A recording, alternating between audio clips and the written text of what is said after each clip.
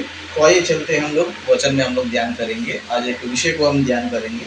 Okay, मत्ती सुसमाचार का उसका 16 अध्याय 24 वचन से पढ़ेंगे। ओके, मत्ती सुसमाचार का उसका 16 अध्याय 24 वचन से पढ़ेंगे। ओके, यहाँ पर टाइटल क्या दिया है? यीशु के पीछे चलने का अर्थ। ओके, लास्ट टाइम हमने ये सुना था कि हमारे जीवन में हम क्या करना चाहिए। परमेश्वर के वचन को सुनना चाहिए, उसको मानना चाहिए, और जो इस तरह सुनकर परमेश्वर की आज्ञाओं को मानता है, ओके, उनकी आज्ञाओं को मानता है, तो व्यक्ति अपना घर किस पर बनाया जैसा होता है? चट्टान पर अपना घर बनाया जैसा होता है, ताकि कोई भी मुसीबत आए, कोई भी परेशानी आए, कोई भी दुख तकलीफ आए, ताकि वो नाश ना हो, लेकिन वो बना रहे। और हमने देखा भी अय्यूब के जीवन में, अय्यूब एक अच्छे विश्वासी थे, प्रभु को विश्वास भी करते थे, उनकी आज्ञाओं को मानते भी। तो उनके जीवन में बड़े बड़े दुख तकलीफ संकट सब उनके लाइफ में आया, लेकिन अय्यूब गिरा गया? नहीं गिरा। ओके, क्योंकि वो प्रभु की आज्ञाओं को मानते थे। तो आज भी हम क्या करेंगे, कुछ बातों को जो है सीखेंगे। यहाँ पर टाइटल ये दिया है कि यीशु के पीछे चलने का अर्थ। मतलब यीशु मसीह के पीछे चलने का अर्थ यानी कि हम सभी लोग जो है यीशु मसीह पर विश्वास करते हैं और उनकी आज्ञाओं को मानते हैं और उनको हम फॉलो करते हैं। क्या करते हैं? उनको हम फॉलो करते हैं। तो उनको जब फॉलो करते हैं तो हमें कैसे रहना चाहिए? ओके, कैसे रहना चाहिए करके यीशु मसीह यहाँ पर कुछ बातें क्या कर रहा है, सिखा रहा है। देखेंगे हम लोग। तब यीशु ने अपने चेलों से कहा। किससे कहा? अपने चेलों से। चेले यानी कि जो यीशु मसीह को फॉलो करते हैं। मतलब गुरु जो भी सिखाता है, चेला क्या करता है? उसको ही मानता है, अपनी मनमानी नहीं करता। अभी हम भी कौन है? यीशु के चेले हैं क्या? नहीं है ना, हम भी चेले। तो अभी हमें भी क्या करना चाहिए? यीशु मसीह हमें जो सिखाता है उसके पीछे चलना चाहिए। तो यीशु मसीह अपने चेलों को, जो भी इस पर विश्वास करते हैं, उसका साथ देते हैं, उनको जो है संसार में कैसे जीना चाहिए, संसार में कैसे रहना चाहिए करके उन बातों को बता रहा है। तब यीशु ने अपने चेलों से कहा, यदि कोई मेरे पीछे आना चाहे तो अपने आप का इनकार करे और अपना क्रूस उठाए और मेरे पीछे हो ले। मतलब यीशु मसीह ये बता रहे कि यदि तुम मुझे फॉलो करना चाहते हो, यदि तुम मुझे विश्वास करके मेरी आज्ञा मानना चाहते हो, मेरे दिखाए हुए रास्ते पे चलना चाहते हो और मेरे मार्ग में चलना चाहते हो, समझो, तो क्या क्या करना चाहिए करके यीशु मसीह बता रहा है। मतलब अगर हमको भी समझो, हम यीशु मसीह के फॉलोअर्स है, उसके विश्वासी है, उसके चेले है, उसकी आज्ञा को हम मानते हैं, तो ये बातें हमारे लिए भी जो है ना बता रहा है। तो यीशु मसीह क्या बता रहा है ना, क्या करना चाहिए? यदि कोई मेरे पीछे आना चाहे, मतलब यीशु मसीह को बोल रहे हैं, यदि कोई मेरे पीछे आना चाहता है तो क्या करना चाहिए? तो अपने आप का इनकार करे और अपना क्रूस उठाए और मेरे पीछे बोले। मतलब अपने आप का इनकार करना चाहिए। क्या करना चाहिए? अपने आप का इनकार। अपने आप का इनकार करना यानी कि हमको देखो, प्रभु के पास रोकने के लिए सबसे पहला कौन रोकता है? हमारा दिमाग खुद रोकता है ना। घर वाले बाद है, संसार फिर बाद है, सबसे पहला कौन रोकता है? हमारा दिमाग ही रोकता है। आज प्रार्थना रहेगा तो प्रार्थना में मत जा, है ना, अगले हफ्ते जा, नहीं तो मत जा, है ना, नहीं तो ये प्रॉब्लम है, वो प्रॉब्लम है, बारिश है, ये है, वो है करके अपना ही दिमाग पहले बताते रहता है कि आज तू प्रार्थना में मत जा, बाइबल स्टडी में मत जा, कुछ सीख मत करके अपना ही दिमाग क्या करता है, हमको बोलते रहता है। इसके लिए यीशु मसीह क्या बता रहा है? अपने आप पर क्या करना चाहिए? इनकार करना चाहिए। मतलब जो भी विचार तुम्हारे मन में आते हैं परमेश्वर के विरोध में, परमेश्वर कार्यों के विरोध में, तो क्या करना चाहिए? अपना खुद का बात भी नहीं सुनना चाहिए। बहुत से लोगों का दिमाग देखो प्रार्थना के दिन इधर उधर घूमते रहता है, इधर जाना है, उधर जाना है, ये काम है, वो काम है। तो क्या करना चाहिए?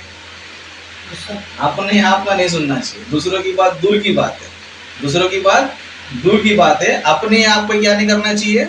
सुनना नहीं चाहिए। बहुत से लोगों को देखो प्रार्थना के दिन ही काम आ जाता है, प्रार्थना के दिन ही कुछ काम याद आ जाता है, प्रार्थना के दिन ही है ना कुछ ना कुछ होता है। तो क्या करना चाहिए उस टाइम पे? अपने ही आप क्या करना चाहिए?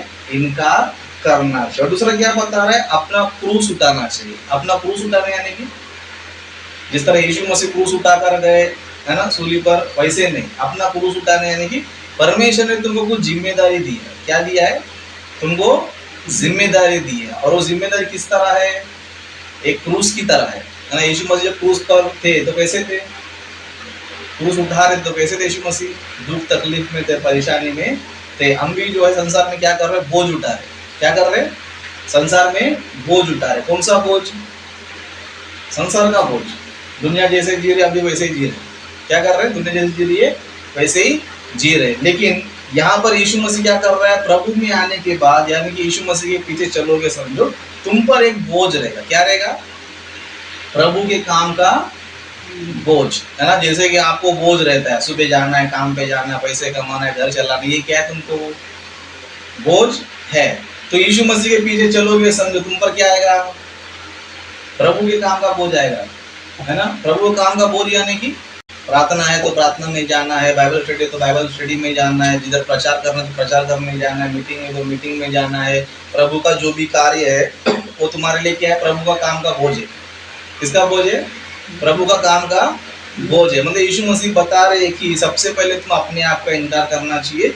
दूसरा जो है, मैंने जो तुमको बोझ दिया, जो तुमको क्रूस दिया, तुम क्या करना चाहिए, उठाना चाहिए।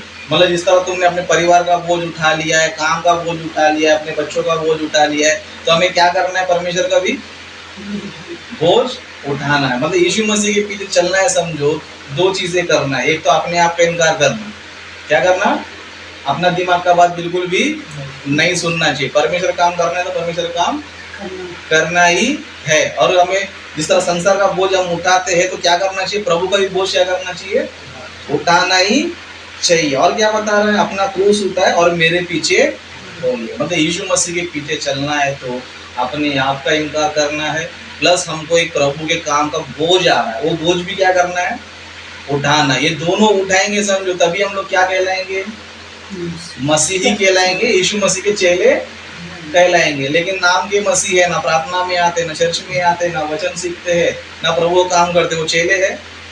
उनको क्या बोला जाता है, सिर्फ नामधारी विश्वास।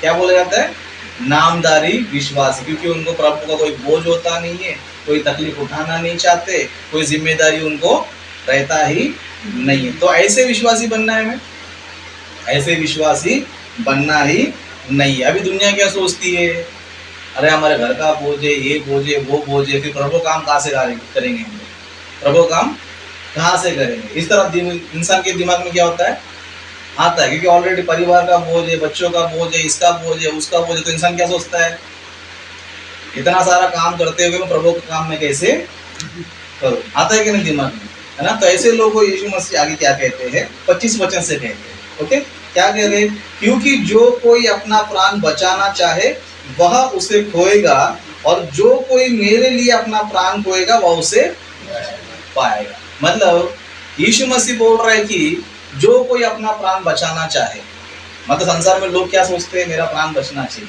मेरा काम होना चाहिए, मेरा खुद का काम होना चाहिए, भले प्रभु काम हो या ना हो, क्या हो, मेरा खुद का काम होना चाहिए, प्रभु का काम हो या ना हो, मेरा घर का बोझ होना चाहिए, मेरा परिवार का बोझ होना चाहिए, मेरा काम का बोझ पूरा होना चाहिए। फिर प्रभु के काम का बोझ बोलेगा तो उस पर लेना देना नहीं होता। इसके लिए आज की तारीख में देखो, लोग जो है संसार का बोझ उठाने तैयार रहते नहीं, प्रभु का बोझ तैयार रहते नहीं। तो ऐसे लोग को यीशु मसीह बता रहे कि जो कोई व्यक्ति संसार में अपना प्राण बचाना चाहेगा, वो उसे क्या करेगा, खोएगा, उसका लॉस ही है। मतलब जो व्यक्ति प्रभु काम छोड़कर अपना जीवन जीता है, अपना संसारिक जीवन जीता है, अपना संसार का बोझ ही उठाता है, वो व्यक्ति क्या करेगा, अपने प्राण को खो देगा, उसको कुछ मिलने वाला नहीं है। लेकिन अपने जीवन को जब परमेश्वर के लिए खोएगा, किसके लिए, है ना, जो यीशु मसीह के लिए अपने प्राण को खो देगा। अपने प्राण को खो देना यानी कि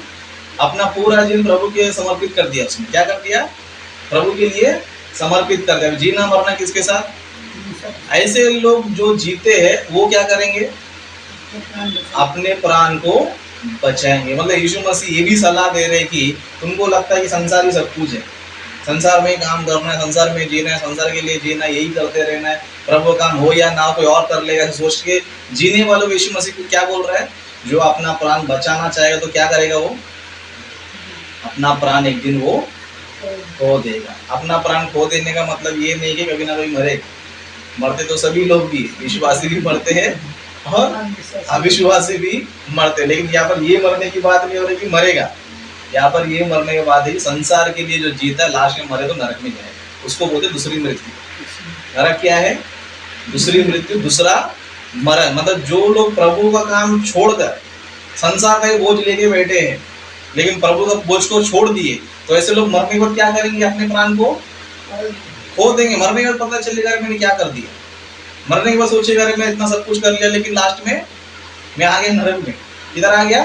नरक में। हमको धनवान पता है, लाजर धनवान है ना। धनवान ने अपना जीवन कैसे बिताया? पूरा संसार का बोझ उठा के क्या हुआ? जी गया। पैसा है मेरे पास, अच्छे कपड़े, अच्छा खाना है करके पूरा जिंदगी ऐसे ही बिता दिया। बाद में क्या हो गया? मरने के बाद किधर गया? नरक में गया, है ना। मतलब संसार में सब कुछ था, संसार का ही काम कर रहा था, मरने के बाद अपना प्राण क्या कर दिया उसने? खो दिया। और लाजर? ना लाजर को ना अच्छे कपड़े थे, ना अच्छा खाना था, अपना जीवन था, लेकिन एक चीज था कि प्रभु काम करते थे। प्रभु के लिए उन्होंने क्या किया? जीवन बिताया। अभी ये व्यक्ति प्रभु के लिए जिया कर किधर चले गया? वो अपना प्राण को बचा लिया। इसके लिए यीशु मसीह ये बता रहे कि तुम संसार में कुछ भी करो, कुछ फायदा नहीं उसमें। संसार में कुछ भी करो, पैसा कमा लो, कुछ भी कर लो, है ना, धनवान बन जाओ, अमीर बन जाओ, सोना चांदी पहन के घूमो, वो सब क्या होने वाला है?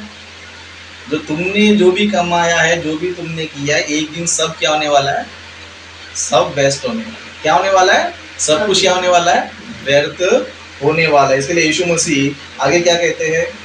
यीशु मसीह कहते हैं, यदि मनुष्य सारे जगत को प्राप्त करे और अपने प्राण की हानि उठाए तो उसे क्या लाभ होगा, या मनुष्य अपने प्राण के बदले क्या देगा? मतलब यीशु मसीह जो है ये बोल रहे कि तुम कमाई कमाई बोल रहे हो, पैसा पैसा बोल रहे हो, संसार संसार बोल रहे हो। मान ले तुमने पूरा दुनिया कमा लिया, समझो क्या कर लिया?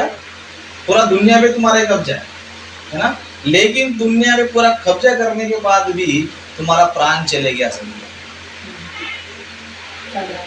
कुछ फायदा है उसको, है ना। दुनिया बहुत से राजा महाराजा तो क्या सोचते थे? पूरे दुनिया पे कब्जा करेंगे। किधर? हम तो बस छोटा मोटा जमीन को लेके बड़ा बड़ा बिल्डअप मारते। वो राजा लोग क्या सोचते थे?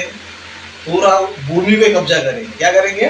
पूरा धरती पे जितने सारे देश सबके अंदर क्या रहेगा? राज रहेगा। एक व्यक्ति है अलेक्जेंडर, कितने लोगों को पता है? द ग्रेट अलेक्जेंडर, है ना। हिंदी में सिकंदर राजा बोलते। क्या बोलते? सिकंदर राजा, बादशाह सिकंदर, है ना। बादशाह सिकंदर का सोच क्या था? ये पूरे जमीन पे मैं राज करेगा। क्या करेगा? पूरा जमीन पे मेरा ही राज रहना चाहिए, पूरा जमीन में क्या करना चाहिए? कमाना चाहिए। तो क्या करता था?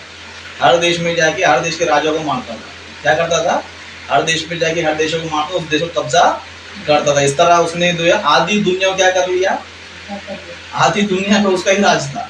क्या था? आधी दुनिया पे उसका ही राज था। तो उसने सोचा कि मैं एक दिन पूरे वर्ल्ड पे क्या करूंगा? राज्य में करूंगा। लेकिन एक मच्छर ने उसको काट लिया।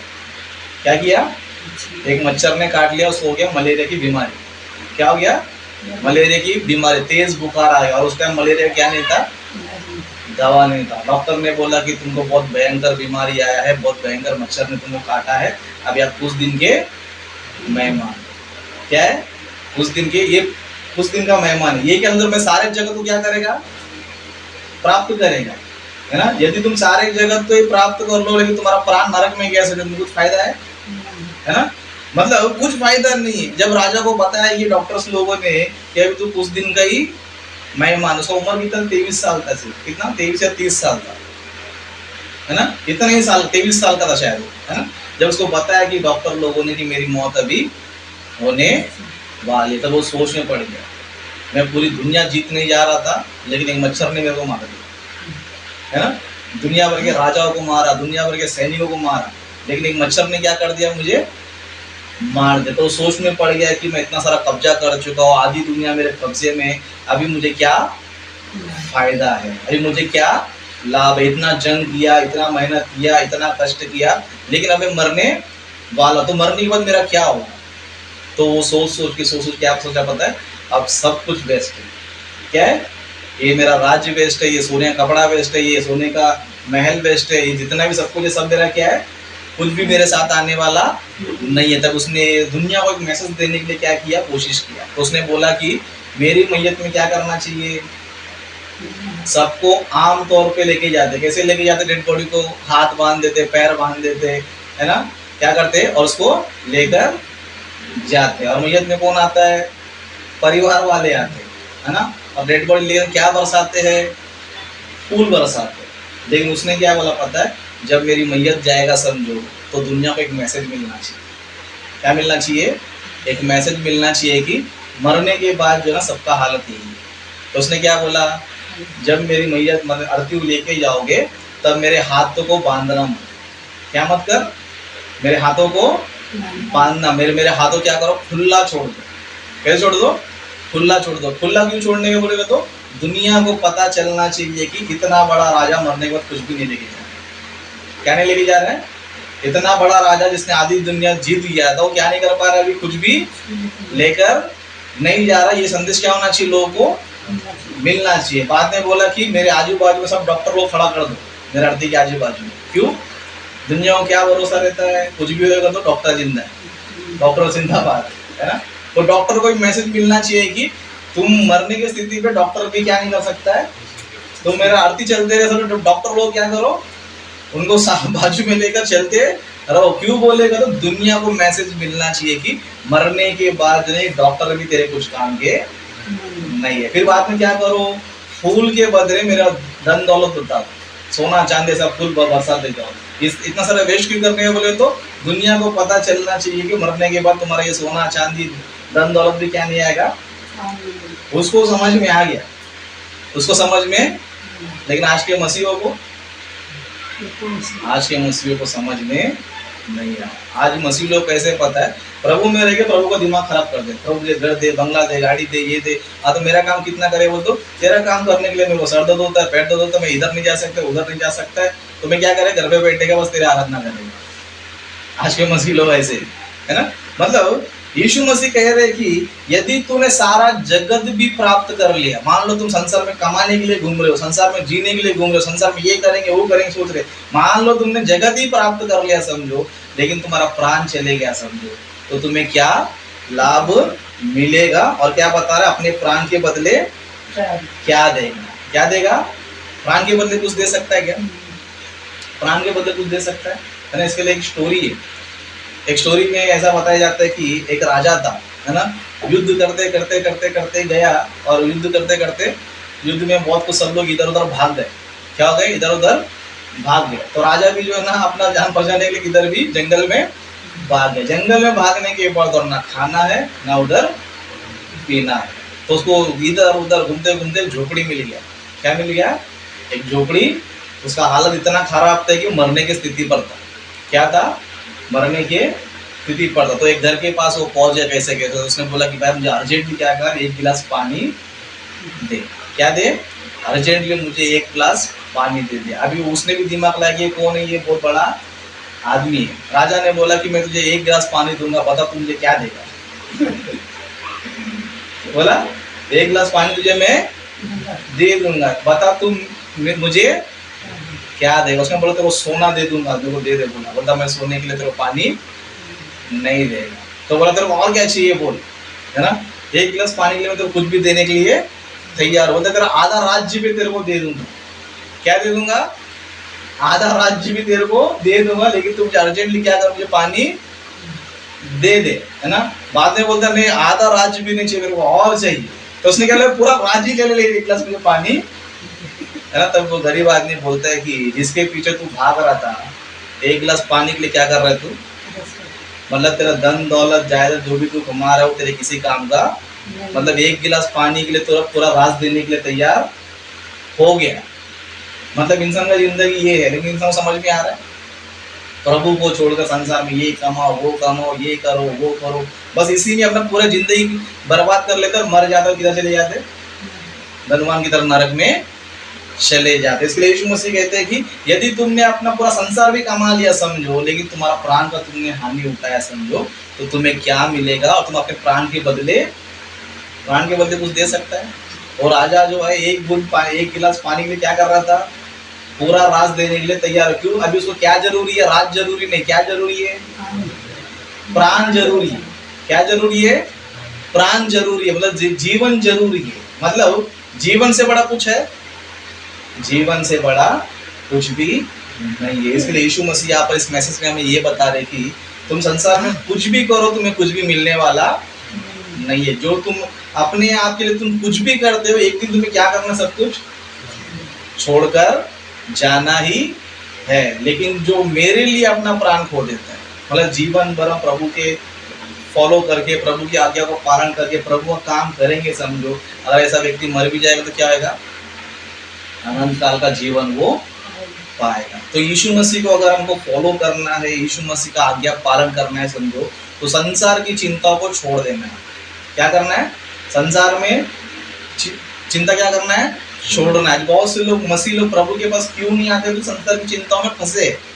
किसमें फंसे है ना, क्या खाएंगे, क्या पिएंगे, क्या पहनेंगे, क्या बनाएंगे, इसी में क्या हुआ है, फंसे है और उससे बाहर निकल रही नहीं है। और इतना फंस गए कि प्रभु को क्या हो गए, प्रभु का बोझ को पूरी तरह क्या कर दिए, छोड़ दिया। प्रार्थना के लोग क्या बोलते, मेरे पास टाइम नहीं है, मेरे को आने को टाइम नहीं है, इधर जाना है उधर जाना है, मतलब खुद का ही बात क्या कर रहे हो, खुद का ही दिमाग में क्या कर रहा है, बात कर रहा है। मतलब बहुत से मसीह लोग ऐसे हो गए कि टाइम पास करके अपना दिन निकालेंगे, प्रभु का काम नहीं करेंगे। तो ऐसे लोग जो है यीशु मसीह के चेले कभी भी नहीं बन सकते, तो नहीं बन सकते। लेकिन यीशु मसीह के लिए सब कुछ छोड़कर, सब कुछ त्याग करके प्रभु के काम में जो लोग रहते, समझो ऐसे लोग अपने प्राण को भी खो देंगे, समझो वही लोग क्या करेंगे, अपने प्राण को वापस बचाएंगे। तो इसके लिए हम सभी को जो है, जब तक धरती पर जिंदा है, संसार के बारे में मत सोचो। संसार में से तुमको 3 चीज की जरूरत है, खाना पीना कपड़ा, इसके अलावा तुमको कुछ जरूरत ही नहीं।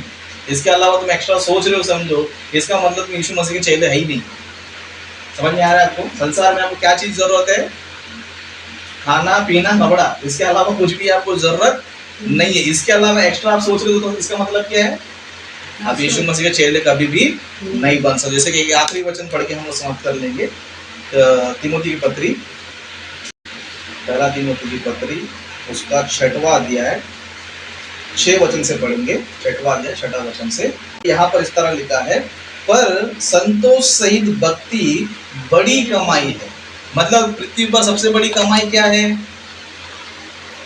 सोना चांदी पैसा नहीं, वो बड़ी कमाई नहीं है। तो क्या कमाई है पृथ्वी पर, है ना, पर संतोष सहित भक्ति बड़ी कमाई है। मतलब परमेश्वर बोल रहा है कि पृथ्वी पर भक्ति कमाओ, पैसा तुम्हारा कुछ काम का आने वाला नहीं है। भक्ति क्या करना चाहिए, कमाना चाहिए। क्योंकि क्यों कमाना चाहिए, 7 वचन से, क्योंकि ना हम जगत में कुछ लाए हैं और ना ले जा सकते हैं, है ना। ये चीज सबके दिमाग में फिट होएगा, समझो वही प्रभु के लिए जी सकता है ना। मतलब क्या बता रहे, हम आते टाइम कैसे आए थे, कुछ लेकर आए थे क्या, कुछ भी लेकर, चलो फिर जाते टाइम कुछ लेकर जाएंगे क्या, जाते टाइम कुछ लेकर जाएंगे, कुछ भी लेकर नहीं जाएंगे। इसके लिए वचन हमें ये कहता है कि संतोष सहित भक्ति सबसे बड़ी कमाई है। लाइफ में खुश रहना है, समझो तुम्हें क्या करना है, खुश रहना है, प्रभु की भक्ति करना है। इससे बड़ा कमाई पृथ्वी पर कुछ भी नहीं है, कुछ भी नहीं है। जैसे बताया यीशु मसीह ने जगत भी प्राप्त कर ले, अपना प्राण खो दिया तो, है ना। इसके लिए यीशु मसीह बता रहे कि भक्ति क्या है, सबसे बड़ी कमाई है ना। इसके लिए 8वां वचन में क्या बोल रहे, देखो, है ना, यदि हमारे पास खाने और पहनने को हो तो इन्हीं पर संतोष करना चाहिए। क्या रहना चाहिए, तो 3 टाइम खाने को मिल रहा है, समझो पहनने के लिए कपड़ा मिल रहा है, समझो तो इन्हीं पर क्या करना चाहिए, खुश रहना चाहिए, प्रभु काम करते रहना चाहिए। प्रभु ने हमको दिया है क्या, नहीं, है ना। महीना भर का राशन पहले से हमारे घर पे रहता है, फिर भी हमको क्या टेंशन रहता है, कल क्या खाएंगे, परसों क्या खाएंगे, अगले महीने खाएंगे। मतलब खाने का टेंशन तो है ही नहीं है, फिर भी टेंशन लेते रहते हैं। शैतान ने फंसा दिया इंसान को, तू सब कुछ सोच लेकिन प्रभु के बारे में मत सोच, है ना। महीना भर का राशन रहता है, खाने पीने की टेंशन नहीं है ना। 1-2 महीना काम पे जाएगा तो भी टेंशन नहीं, फिर भी शैतान ने क्या दिमाग में डाल दिया है, नहीं तो वही टेंशन ले, क्योंकि वो टेंशन में रहेगा तो प्रभु के पास कभी भी नहीं आए। इसलिए इंसान देखो पैसा कमाते रहते फिर भी टेंशन रहता है ना। कल का भरोसा नहीं है लेकिन फ्यूचर का सोचते रहता है। क्या करता है, कल का भरोसा नहीं है, नहीं किसके सोचता है, फ्यूचर को सोचते रहता है, कल क्या आएगा, परसों क्या आएगा। लेकिन ये नहीं सोच रहा है कि अगर मैं आज मर गया तो प्रभु के पास जाऊंगा क्या, नहीं जाऊंगा, क्योंकि अब तक मैंने क्या नहीं किया, प्रभु का काम मैंने कुछ भी नहीं किया, परमेश्वर का काम मैंने कुछ भी नहीं किया। मरने के बाद स्वर्ग में जाऊंगा, ये नहीं सोचेगा। क्या सोचेगा, अरे पता नहीं मेरा भविष्य कैसा होगा, खाने को रहेगा, पीने को रहेगा, मतलब सब कुछ रख के भी इंसान क्या कर रहा है, सोच रहे। लेकिन परमेश्वर का वचन हमें बता रहा है कि संतोष रहे और भक्ति कमाते रहे। संतोष रहे क्या करना चाहिए? भक्ति कमाते, भक्ति करते रहो, प्रभु काम करते रहो। यही पृथ्वी पर क्या तुम्हारी सबसे बड़ी कमाई है, जो मरने के बाद भी तुमको साथ देगा। क्या देगा? संसार का धन तुम्हें साथ देगा, वो सिर्फ इधर ही काम आएगा, बाद में मर गया तो किसी काम का नहीं। लेकिन भक्ति जो कमाते हैं वो इधर कमाएंगे, समझो यही तुम्हें क्या करेगा? स्वर्ग देगा। इसलिए वचन कहता है कि यदि हमारे पास खाने को है, पहनने को है, इसी पर हम क्या करना चाहिए? खुशी मनाना चाहिए। इससे एक्स्ट्रा सोचने लग गए समझो, इससे एक्स्ट्रा हम लोग सोचने लग गए समझो। इसके लिए 9 वचन में क्या कर रहा है देखो, है ना? पर जो धनी होना चाहते हैं वे ऐसी परीक्षा और फंदे और बहुत सी व्यर्थ और हानिकारक लालसाओं में फंसते हैं, जो मनुष्य को बिगाड़ देती है और विनाश के समुद्र में डुबा देती है। मतलब जो धनी होना चाहते हैं, मतलब जितना है उनके पास से कुछ रहता नहीं, है ना? आज झोपड़पट्टी है तो कल क्या चाहिए? घर चाहिए। फिर घर में आएगा तो क्या सोचता है? फ्लैट चाहिए। फ्लैट आएगा तो बंगला चाहिए। बंगला भी मिल गया तो विदेश में, अमेरिका में घर चाहिए। मतलब उसका आशा कभी मरता ही नहीं, है ना? मतलब इंसान का आशा कभी क्या नहीं होता है, लेकिन ये नहीं सोचते चलो प्रभु ने मुझे एक छत दिया है, प्रभु मुझे रोज का रोज खाना दे रहा है, कपड़े भी पहनने के लिए, अभी कोई टेंशन नहीं है, बस अच्छे से काम करते, प्रभु काम नहीं सोचेगा नहीं। सब कुछ रहने के बाद भी और चाहिए और चाहिए और चाहिए। तो प्रभु ऐसे लोग को बोल रहा है कि पर जो धनी होना चाहते हैं वैसी परीक्षा में फंस जाते। इसलिए तो धनवान होने कितने लोग क्या क्या कर रहे हैं, पैसा कमाने के लिए लोग क्या क्या कर रहे, बाद में क्या हो जाते हैं? संसार की चीजों में फंस जाता है। फंसने के बाहर कभी भी आते नहीं है। इसको 10 वचन से क्या लिखा है? क्योंकि रुपयों का लोभ सब प्रकार की बुराई का जड़ है, जिसे प्राप्त करने का प्रयत्न करते हुए बहुतों ने विश्वास से भटककर अपने आप को नाना प्रकार के दुखों से छलनी बना लिया। मतलब जो धनी होना चाहते हैं, है ना, संसार के पीछे घूमना चाहते हो, लास्ट में क्या जाते हैं? सब हानिकारक लालसों में क्या जाते हैं? फंस जाते हैं और विश्वास से क्या हो जाते हैं? भटक जाते। देखो प्रभु ये नहीं बोलता कि पैसा मत कमाओ, है ना, ये काम पे मत जाओ, ये मत करो, वो मत। प्रभु बिल्कुल भी नहीं कहता तुम लोग जो भी करो लेकिन मेरा काम परफेक्टली करो। तुम करोड़ों रुपए कमाओ, लाखों रुपए कमाओ, परमेश्वर उससे कोई तकलीफ नहीं है ना। तुम खुद कितना भी कमाओ, परमेश्वर को कोई तकलीफ नहीं है। लेकिन बहुत से लोग जो है संसार की चीजों में पढ़कर प्रभु का काम को नहीं करते। क्या नहीं करते? संसार की चीजों में फंसकर प्रभु काम नहीं करते। ये जो है ना सबसे बड़ी गलती। बाइबल में बहुत से भक्त लोग हैं जो धनवान होते होते ही प्रभु का सेवा, जैसे कि अब्राहम है, वो कौन है? धनवान बनते गया लेकिन प्रभु का भी छोड़ा, है ना। अय्यूब भी है, वो भी क्या होता गया? ऐसा धनवान था कि उससे अमीर कोई व्यक्ति नहीं था उसके देश में, है ना, लेकिन प्रभु का भी छोड़ा नहीं छोड़ा। उस तरह हम लोग बाइबल में सुलेमान को देखते हैं, दाऊद को देखते हैं। ये लोग भी गरीब से क्या होते गए?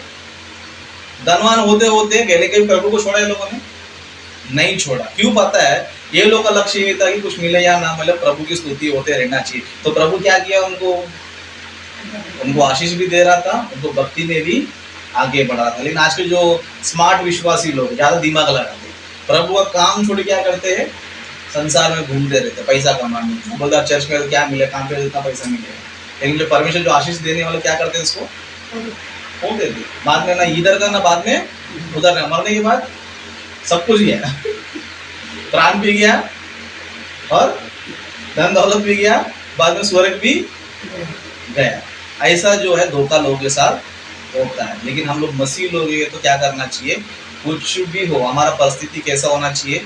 प्रभु में रहना होना चाहिए। भले हमारे पास कुछ भी हो, हमारी स्थिति कौन सा भी क्यों ना हो, गरीब हो अमीर हो कुछ भी हो, लेकिन हम क्या करते रहना चाहिए? प्रभु का काम हम लोग करते रहना चाहिए। प्रभु का काम छोड़कर संसार में तुम पैसा कमाने के लिए, ये करने के लिए, वो करने तुम घूम रहे समझो, लास्ट में तुम्हें क्या मिलेगा? नरक ही मिलेगा। तो इसके लिए जो है हमें संसार की चीजों में ना फंसते हुए हम क्या करना है? प्रभु के मार्ग में रहना है। परमेश्वर ने हमको छोटा सा कलीसिया दिया है, टाइम टू टाइम प्रार्थना में आना चाहिए। इधर आपका जो भी जिम्मेदारी मिलता है वो पूरा करना चाहिए। प्रभु का जो भी कार्य होगा उसमें आप क्या करना चाहिए? शामिल होना चाहिए। प्रभु के काम को आगे बढ़ाना चाहिए। इस तरह जो लोग रहते हैं, परमेश्वर उनको संसार में भी सुख रखता है और परमेश्वर राज्य में भी सुख रखता है। और बाद में ऐसे लोग ही इस संसार को छोड़ेंगे तो परमेश्वर क्या करेगा? स्वर्ग का राज उनको देगा। तो आज के मैसेज से हमें ये सीखने मिलता है कि यीशु मसीह का पीछे हम चलते समझो तो अपने आप का इनकार करना चाहिए और प्रभु का बोझ को उठाना चाहिए। जो इस तरह जिएगा, अगर उस व्यक्ति ने संसार में अपना प्राण खो भी दिया समझो, फिर भी वो क्या करेगा, अपने प्राण को बचाएगा। लेकिन जो अपने दिमाग की बातें सुनेगा, तेरा दिमाग बोलेगा इधर जा उधर जा, प्रार्थना है मत जा, ऐसे लोग क्या हो जाएंगे, नाशी हो जाएंगे। क्योंकि हमारा दिमाग जो है खतरनाक है, जो हमें क्या करता है, प्रभु से दूर करता है। इसके लिए आप सभी लोग जो है, जो भी प्रभु का काम होता है उसको आप अच्छी तरह करिए, और प्रभु का बोझ भी आपको उठाना है। जो अपना काम छोड़कर या फिर प्रभु का काम में लगे रहता है, प्लस जो प्रभु का बोझ उठाता है, वही अपने प्राण में क्या करेगा, बचाएगा। ओके, तो अपने वचन समाप्त करता हूँ।